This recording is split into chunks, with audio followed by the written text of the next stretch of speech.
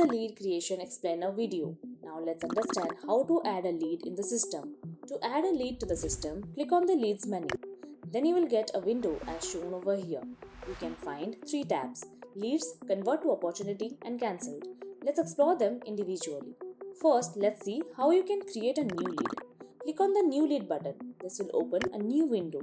Here you can choose the customer if it's already there in the system.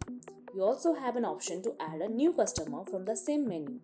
Enter the customer's name. It will automatically fill up all the other basic information like the contact name, the email ID, and the phone number, which has already been registered in the customer master. Add the title of the lead by mentioning what the customer is looking for. It might be any product. Set up a remark. And also you can give labels like whether it is a high priority and so on. You can assign it to a salesperson. Here you can choose the source of this inquiry like cold calling, referral, website, existing, etc. You can create your own separate source types here and also choose what is the inquiry for. Select lead type as product or service. Now you can save this lead to register it in the system. Thank you.